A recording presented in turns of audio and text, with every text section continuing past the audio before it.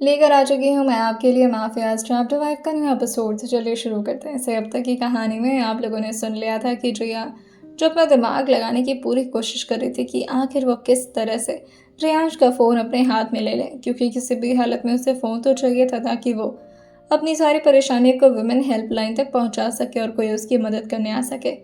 अभी वो यही सब सोच रही थी कि तभी उसकी नज़र अंदर की तरफ जाती है, जहाँ रियांश वॉशरूम से बाहर निकलते हुए तैयार होकर रूम से बाहर निकल रहे थे। वो भी तैयार हो रहे थे। जिया उनको देखती है और फिर कुछ सोचती है और वो भी अंदर की तरफ आ जाती है। रियांश अभी गेट से बाहर निकलते उससे पहले जिया जो कहती है, मुझे नहीं पूछेंगे ब्रेकफास्ट के लिए? इतना प्यार से जिया वैसे रियांश से बात करती नहीं थी। रियांश जो पीछे मुड़ते हुए जिया की तरफ देखते हैं और अपना हाथ आगे बढ़ाते हुए कहते हैं, चलिए मैडम, वैसे मैंने सोचा था कि आपको यहीं पर ले आकर ब्रेकफास्ट करवा दूंगा। जिया जो कहती है, नहीं नहीं इट्स ओके, मैं डाइनिंग टेबल पर आपके साथ बैठकर ब्रेकफास्ट करूंगी। रेयांश उसकी बात सुनकर कहते हैं, that's so good, hopes okay आपका कुछ ऐसा इरादा हो। जिया रेयांश के हाथ को जोर से पकड़ती है और बाहर की तरफ आने लगती है, क्योंकि उसे अभी भी डर था कि कहीं लूसीफर उसके आसपास तो नहीं। लेकिन लूसीफर वो तो बढ़िया से गार्डन में टहल रहा था। वो लोग लिफ्ट से नीचे आते हैं और अब वो लोग ग्राउंड फ्लोर पर पहुंच चुके थे।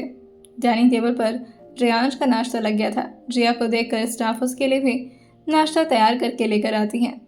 उन लोगों को नाश्ता तैयार करने में ज़्यादा वक्त नहीं लगता। लगभग 5 मिनट में ही जिया के सामने भी ब्रेकफास्ट का प्लेट रख दिया जाता है। पहले तो जिया रेयांश को बैठने के लिए कहती है, लेकिन रेयांश उसके लिए चेयर खींचते हुए कहते हैं, लेडीज फर्स्ट मैडम। जिया मुस्कुराते हुए जाकर उसी चेयर पर बैठ जाती है और रेयांश अपने हेड चेयर पर, जहां वो हमेशा बैठा करते थे। लेकिन जिया को तो इस वक्त रेयांश के करीब रहना था, जिसकी वजह से वो खुद ही अपना चेयर शिफ्ट करते हुए कहती है, हम एक साथ बैठकर ब्रेकफास्ट कर सकते हैं? रेयांश उसको देखकर कहते हैं, तुम जहाँ बैठी हो वहाँ पर भी मेरे साथ ही बैठी हो, इतना चिपकने की क्या ज़रूरत है? जिया जो कहती है, आप समझ नहीं रहे, मैं चिपक नहीं रही हूँ, बस थोड़ा करीब रहूँगी तो अच्छा रहेगा ना? रेयांश जो कहते हैं, ओके।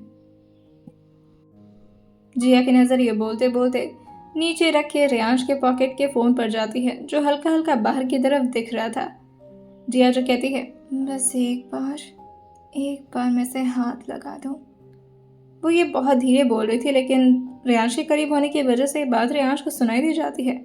और वो जैसे ही जिया को नीचे देखते हुए पाते हैं, वो उसकी आंखों के सामने चुटकी बजाते हुए कहते हैं, क्या छूना है तुम्हें? जिया जो कहती है, हाँ, ब्रेकफास्ट ब्रेकफास्ट बहुत टेस्टी है। रेयांश जो कहते हैं, तुम देखकर ही टेस्ट पता कर लेती हो।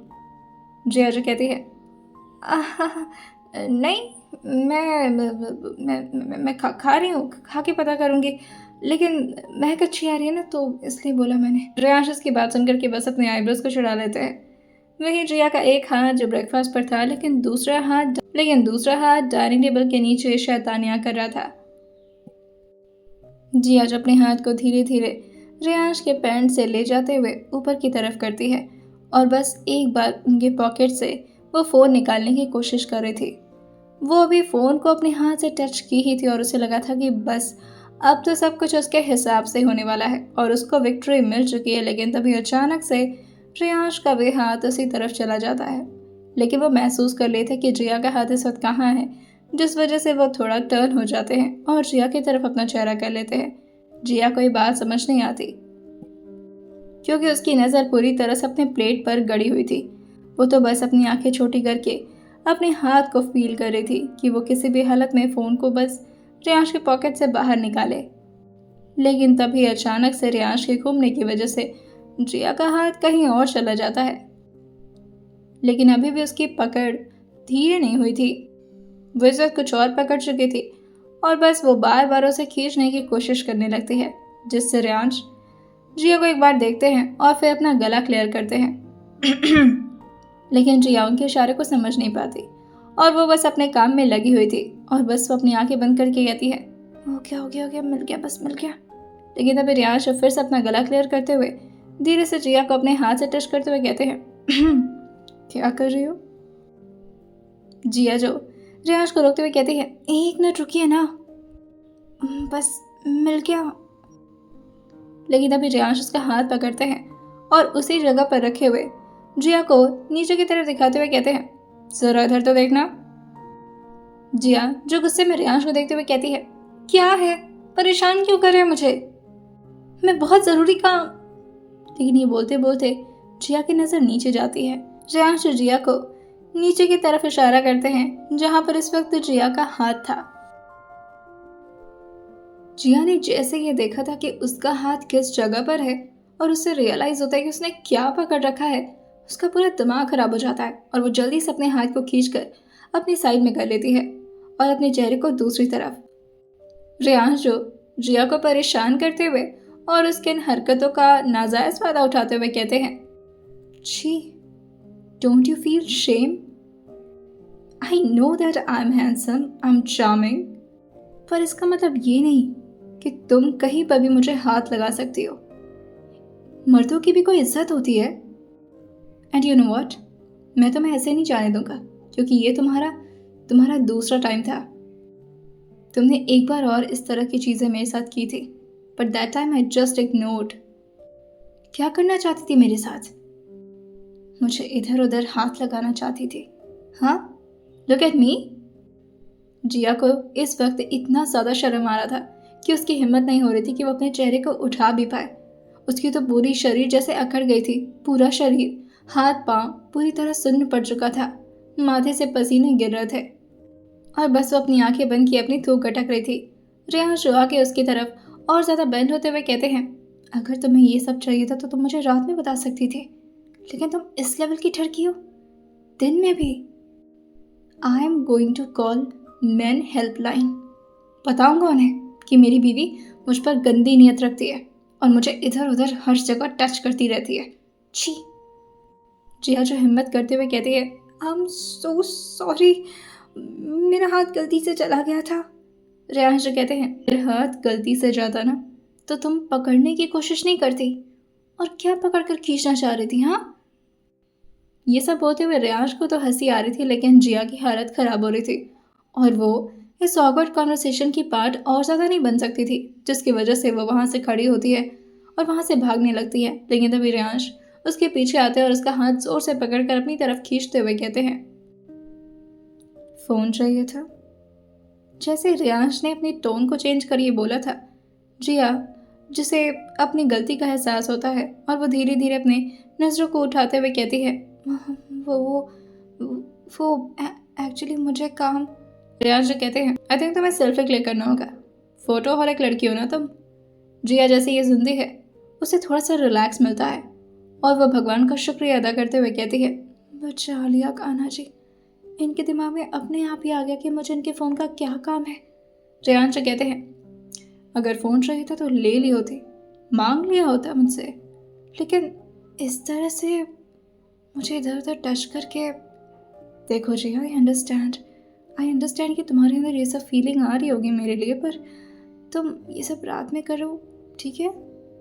जिया जैसे ही सुनती है वो बस अपने चेहरे को दूसरी तरफ करके अपना हाथ बढ़ा देती है और फिर कहती है, दीजिए। रियांश कहते हैं, मैंने कहा ना मैं रात में दूंगा ये सब। जिया जैसे ही सुनती है वो एकदम से अपनी आंखें जोर से बंद करते हुए चिल्लाते हुए कहती है, फ़ोन दीजिए। रियांश सुनकर हल्का सा मुस्कुराते हैं और फिर कहते हैं, ओह फ़ोन, और ये बोलकर वो उसके हाथ में फ़ोन रख देते हैं। जिया भागकर लिफ्ट के अंदर घुस जाती है और जैसे ही लिफ्ट के अंदर वो आई थी वो ज़ोर ज़ोर से सांस लेते हुए कहती है, हाँ, मैंने जानबूझकर नहीं किया, Kanha, I am so sorry, गलती से हो गया, पता नहीं, छी, वो मेरे बारे में क्या सोचेंगे। एक बार और उनकी गन लेने के चक्कर में मैंने क्या क्या कर दिया था। नो वे। जहाँ बेचारी जिया जो लिफ्ट में शर्म से पानी पानी हो रही थी और उसे खुद पर ही बहुत अजीब महसूस हो रहा था कि उसने क्या कर दिया, दूसरी तरफ रियांश जो काफ़ी चिल वे में अपने ब्रेकफास्ट को कर रहे थे और अपनी हरकत पर मुस्कुराए जा रहे थे। जिया जब 5th फ्लोर पर पहुंचती और जल्दी से रूम के अंदर एंटर होते हुए दरवाज़ा लॉक करने की कोशिश करने लगती, लेकिन वो दरवाज़ा उससे लॉक नहीं होता। जिया जो बार बार दरवाज़ा बंद करने की कोशिश करते हुए कहती है, चीप टेक्नोलॉजी है ये, फक। अब जल्दी से आकर फ़ोन में नंबर डायल करने लगती है। वो जल्दी से वुमेन हेल्पलाइन के नंबर को डायल करती है, जो कि इंडिया के यूपी का वुमेन हेल्पलाइन नंबर था, और उसे डायल करके अपने कान पर लगा लेती है। दूसरी तरफ से फ़ोन रिसीव हो जाता है और काफ़ी तेज आवाज में एक लड़की जो कहती है, क्या हुआ मैडम, आई ओके, क्या प्रॉब्लम है, हमें जल्द से जल्द बताइए। इस तरह से जिया बात सुनते हुए कहती है, रिलैक्स मैडम, मुझसे ज़्यादा तो आप परेशान लग रहे हैं, आपके साथ सब ठीक है ना। दूसरी तरफ से वो महिला कांस्टेबल जो कहती है, हाँ परेशान मत होइए, आप बस हमें बताइए कि आपको क्या तकलीफ है, हम तुरंत पहुंचते हैं। जिया जो कहती है, मैडम मैं बहुत बहुत ज़्यादा परेशान हूँ एक्चुअली, मैं आपको पूरी सिचुएशन बताती हूँ। एक माफिया है, अब वो बहुत बड़ा क्रिमिनल भी है और वो लोगों को दिन दहाड़े मार भी देता है। वो लड़का मुझे ज़बरदस्ती शादी करके पता नहीं कहाँ ले आकर रख दिया है और मैं पूरी तरह से यहाँ पर फंस चुकी हूँ। यहाँ पर उसके बहुत सारे गुंडे बॉडीगार्ड्स हैं और हाँ, उसने ना एक टाइगर भी पाल रखा है, उसके इशारे पर नाचता है वो टाइगर। वो बहुत बड़ा क्रिमिनल है, किसी भी वक्त अगर उसका दिमाग खराब हो मुझे मार देगा। प्लीज़ मैडम, प्लीज़ मुझे बचा लीजिए यहाँ से। दूसरी तरफ से वो कांस्टेबल जो कहती है, आप बिल्कुल परेशान मत होइए मैडम, आप बस मुझे अपना लोकेशन बताइए, किसी भी हालत में हम उस आदमी को पकड़ लेंगे और जेल के अंदर डाल देंगे। आप बस मुझे बताइए कि आप इस वक्त है कहाँ। जिया जो कहती है, मैं कहाँ हूँ, मैं कि तभी दूसरी तरफ से कांस्टेबल जो कहती है, आप अपना लाइव लोकेशन ऑन करिए, हम आपको ट्रेस कर लेंगे। जिया जो कहती है, मैं ये नहीं कर सकती, ये उन्हीं का फ़ोन है, उन्हें पता चल जाएगा कि मैं ये सब कर रही हूँ। अब रुकिए मैं आपको बताती हूँ। और वो भागकर बालकनी में जाती है और कहती है, जाते हुए कहती है, अब मैं आपको अगर आसपास की जगह का लोकेशन बताऊंगी तो क्या आप समझ जाएंगी कि मैं कहाँ हूँ। दूसरी तरफ से वो महिला कांस्टेबल कहती है, जी हाँ बिल्कुल, आप बताइए आप कहाँ पर हैं, दुनिया के किसी भी कोने में होंगी, हम आपको ढूंढ लेंगे मैडम। जिया जो कहती है, ओके, अब मैं आपको बताती हूँ। और जिया ध्यान से इधर उधर देखते हुए कहती है, यहाँ पर एक ऊंची सी टावर जैसा कुछ दिख रहा है, बहुत लंबी लंबी बिल्डिंग्स भी हैं। वो हम लोग देखते हैं ना उसमें, वो क्या नाम था उसका, बुर्ज खलीफा, बिल्कुल वैसा ही टावर दिख रहा है यहाँ पर। जैसे ही दूसरी तरफ से महिला कांस्टेबल ये सुनती है, वो अपना मुंह सिकोड़ते हुए पूछती है, बुर्ज खलीफा इंडिया में कब बना मैडम? मुझे नहीं पता, आप कहाँ पर हैं? जिया जो कहती है, मैं सच बता रही हूँ, ये बिल्कुल बुर्ज खलीफा जैसा टावर लग रहा है। बुर्ज खलीफा जैसा टावर इंडिया में कब बना? हाँ बात तो सही है, ये तो दुबई में है। दूसरी तरफ से महिला कांस्टेबल जो कहती है, हाँ मैडम मुझे भी यही लगता है, जब मैंने पढ़ाई की थी तो सुना था मैंने कि बुर्ज खलीफा दुबई में है, सबसे ऊंची टावर है वो। वैसे आप वहाँ पर हैं? वाह, फिर तो आपको घूमना चाहिए, ऐश करना चाहिए। मेरा भी डेस्टिनेशन प्लेस है दुबई, पता नहीं कब जा पाऊंगी लेकिन सैलरी के हिसाब से। लेकिन तभी जिया जॉन को रोकते हुए कहती है, एक्सक्यूज मी, वेट, आपको लगता है कि मुंबई में ऐसी कोई टावर है जो बुर्ज खलीफा जैसा दिखता हो? दूसरी तरफ से वो महिला कांस्टेबल जो कहती है, नहीं मैडम, हमें तो जहाँ तक पता है पूरे इंडिया में ऐसा कोई टावर नहीं है, आप गलत इन्फॉर्मेशन बता रही हैं। जिया जो कहती है, मैं सही इन्फॉर्मेशन बता रही हूँ, मेरे सामने दिख रहा है वो टावर, उसके बगल में बहुत सारी ऊंची ऊंची बिल्डिंग्स भी हैं, बिल्कुल वही नज़ारा दिख रहा है जैसा दुबई में। दुबई? व्हाट? दूसरी तरफ से महिला कांस्टेबल जो कहती है, मैम अब आप हमारा टाइम वेस्ट कर रही हैं, अगर इसी तरह से हमने केस हैंडल नहीं किया तो फिर हमारा प्रमोशन कैसे होगा? फ़ोन रखिए, आप मजाक कर रही हैं हमारे साथ। और ये बोलकर वो ज़ोर से फ़ोन कट कर देती है। इस तरफ से जिया जो अपना हाथ में फ़ोन पकड़े हुए आसपास के नज़ारे को ध्यान से देखने लगती है और पूरी तरह से स्कैन करने की कोशिश करने लगती है। लेकिन तब जाकर उसे समझ में आता है और वो अपने सिर को अपने हाथों से पकड़ते हुए कहती है, बाप रे, मैं दुबई में हूँ, शिट। और ये बोलते हुए वो जैसे पीछे मुड़ी थी, एक आदमी जो अपने एक पैर पर दूसरे पैर चढ़ाए हुए सिगरेट के कश को आराम से एंजॉय कर रहा था। जिया जो भागते हुए अंदर की तरफ आती है और रियांश के सामने खड़े होते हुए काफी गुस्से में पूछती है, मैं कहाँ पर हूँ, सच सच बताइएगा। रियांश अभी अपनी आंखें बंद किए हुए थे और वो तो सिगरेट को एंजॉय कर रहे थे। जिया की बात सुन करके वो थोड़ा डिस्टर्ब होते हुए अपनी आंखें खोलते हैं और फिर जिया से कहते हैं, तुम्हें समझ नहीं आया? जिया जो कहती है, मुझे सब समझ में आ गया, आप मुझे दुबई लेकर आए, इसी बात का डर था मुझे अच्छे से पता था कि आप मेरे साथ यही सब करने वाले हैं। आखिर शादी क्यों की मुझसे ये सब करवाना था तो? रेहान जो कहते हैं, अब तुम क्या सोचने लगी? जिया जो कहती है, मैं जो भी सोच रही हूँ, आप ही कमर की घटिया इंसान है, मुझे दुबई लेकर आ गए।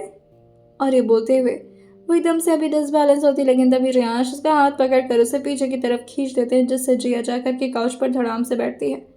जिया का तो होश उसके दिमाग से पूरी तरह से उड़ चुका था और उसे अब समझ नहीं आ रहा था कि अब वो किससे मदद मांगेगी। रेयांश जिया की तरफ अपनी गर्दन को टिल्ट करते हुए कहते हैं, क्या हुआ, इतना परेशान क्यों? जिया जो कहती है, परेशान क्यों हूँ? आपको पता है ना, मेरी सबसे बड़ी परेशानी की वजह सिर्फ आप हैं। और मुझे दुबई कब लेकर आ गए आप? अभी तो मैं कल सुबह इंडिया में थी, हमारी वहीं पर शादी हुई थी, उसके बाद दुबई। जहाज से कहते हैं, दुबई तुम्हारा डेस्टिनेशन प्लेस था, तुम्हें आना था ना यहाँ पर, मैंने सोचा घुमा दूँ तुम्हें। वेल, अब तो सोच रहा हूँ तुम्हारे साथ शिफ्ट हो जाओ यहाँ पर। जिया ये सुनकर के रेयांश को देखती है और फिर तुरंत ही खड़े होते हुए कहती है, मुझे नहीं रहना आपके साथ यहाँ पर।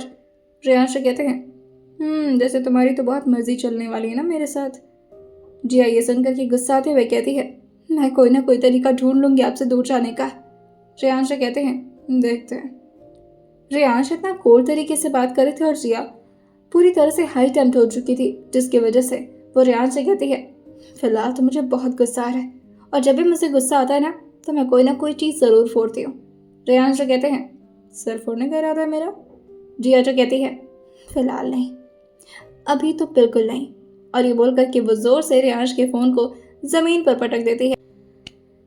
जिया को ये फ़ोन पटकता देखने के बावजूद भी रेयांश का एक्सप्रेशन चेंज नहीं हुआ था और वो अभी भी जिया को नॉर्मली बस देखे जा रहे थे।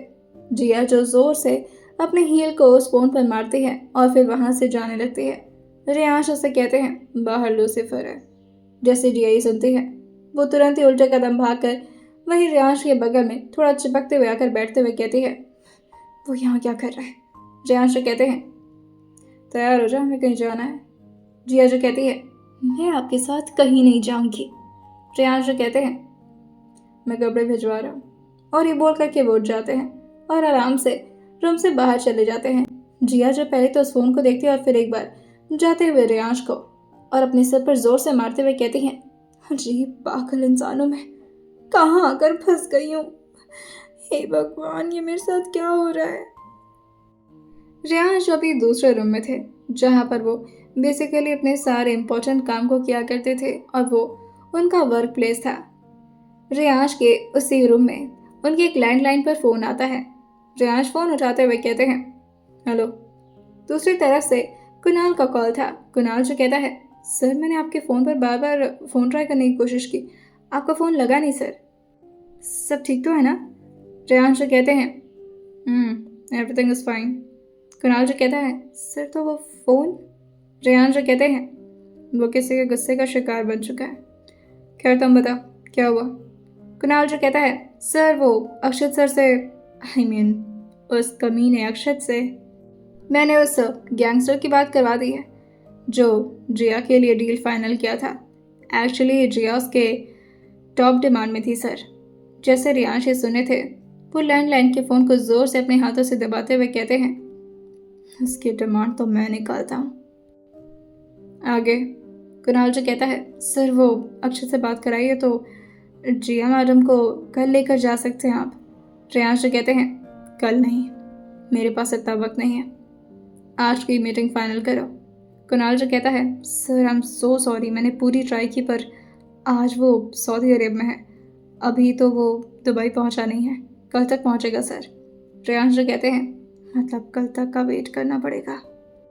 कुणाल जो कहता है, सर मुझे समझ नहीं आ रहा है, जिया को ले जाना तो रिस्की हो सकता है, आप ये मूव क्यों ले रहे हैं? आप तो चाहेंगे आराम से वहाँ पर जा सकते हैं और आपके पास जितने लोग हैं, और वैसे भी आपके लोग तो क्या, आपका तो नाम ही काफ़ी है, उसके सामने जैसे जाएंगे उसकी फट जाएगी। रेयांश उसे कहते हैं, नहीं, अगर वो भी क्रिमिनल है तो इतना आसानी से वो झुकने वाला नहीं है। और दूसरी इम्पोर्टेंट चीज़, मेरी सबसे बड़ी कमज़ोरी इस वक्त उसके साथ है, वेदिका। अगर उसके बारे में गलती से भी उसे इन्फॉर्मेशन मिल गई तो वो मुझे आराम से ब्लैकमेल कर सकता और मेरे इस मूव से वेदिका की ज़िंदगी खतरे में पड़ सकती है। जो मैं नहीं चाहता। मैं इस केस को एक माफिया की तरह नहीं, एक भाई की तरह डील करना चाहता हूँ। That's why. एंड बात रही जिया की, वो मेरी बीवी है, उसको तो मैं खरोच नहीं आने दूंगा।